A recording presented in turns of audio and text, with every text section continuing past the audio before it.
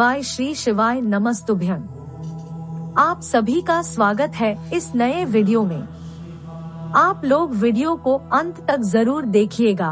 इस वीडियो को आधा अधूरा छोड़ने पर आपको शिव कृपा से वंचित रह जाएंगे।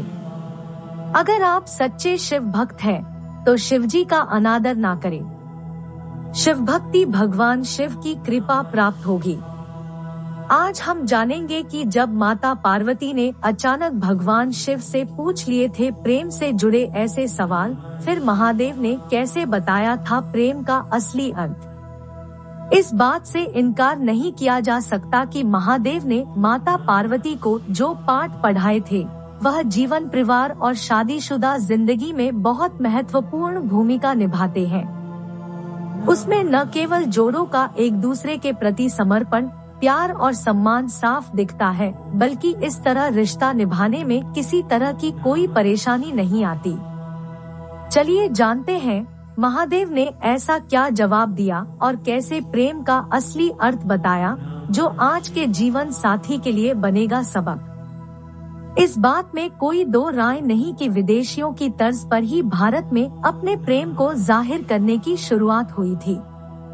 हालांकि प्रेम की पराकाष्ठा के लिए किसी विदेशी संदर्भ की जरूरत नहीं है, बल्कि भगवान शिव और माता पार्वती का जीवन ऐसा है जिसमें न केवल खूब सारा प्यार, सम्मान और एक दूसरे के प्रति समर्पण देखने को मिलता है, बल्कि उनका वैवाहिक जीवन सच्चे प्रेम का प्रतीक भी है।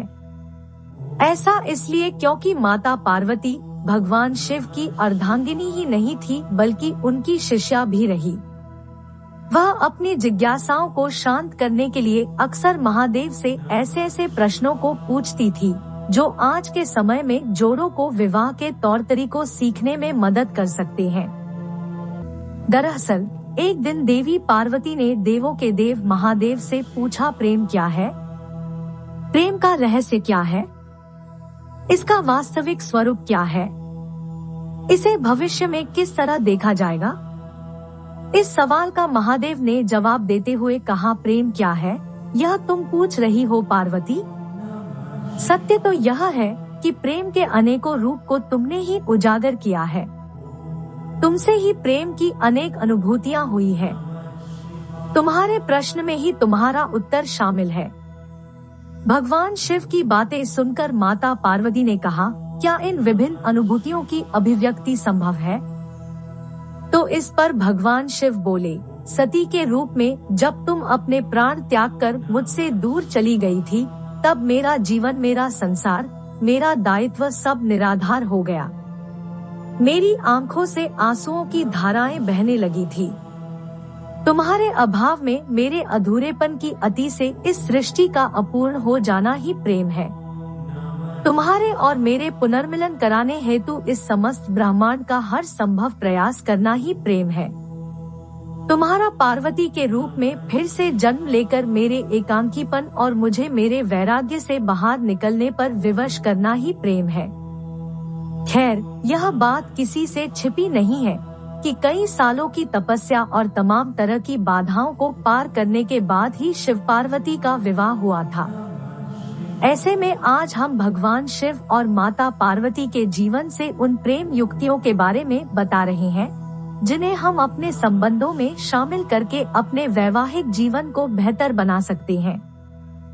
पहला, रिश्ते का दूसरा नाम समर्पण।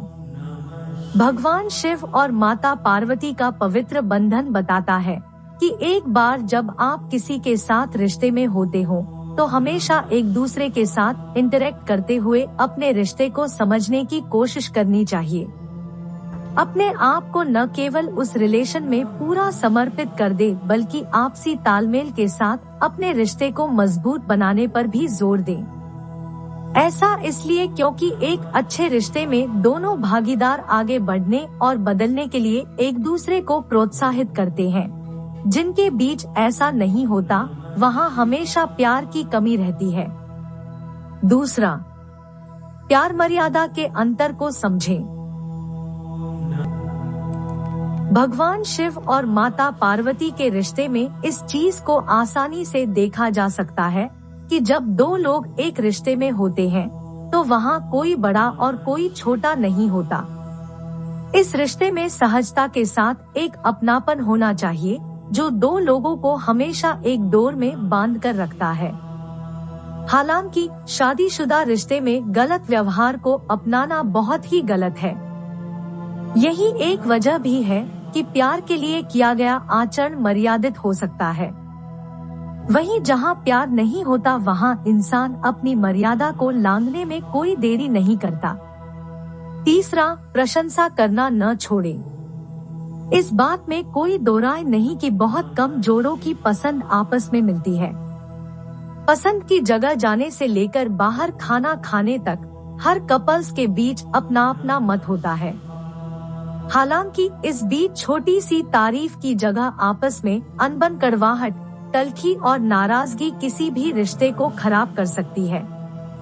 छोटी छोटी चीजों पर की गई प्रशंसा न केवल रिश्तों को मजबूत करने का काम करती है बल्कि कपल्स के बीच एक तरह का खास कनेक्शन भी बना रहता है।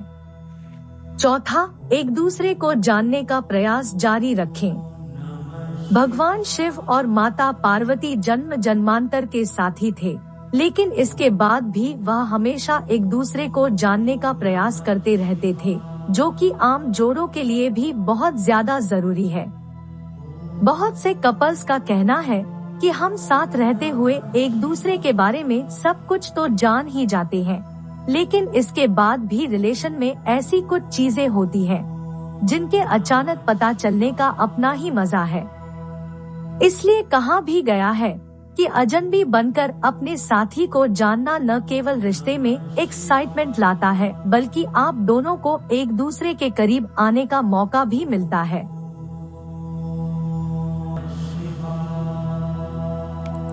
आज का विचार प्रेम के आधार पर था। ओम नमः शिवाय। आप हमारे वीडियो के माध्यम से और जानकारी प्राप्त करने के लिए हमारे अगले वीडियो को जरूर देखें।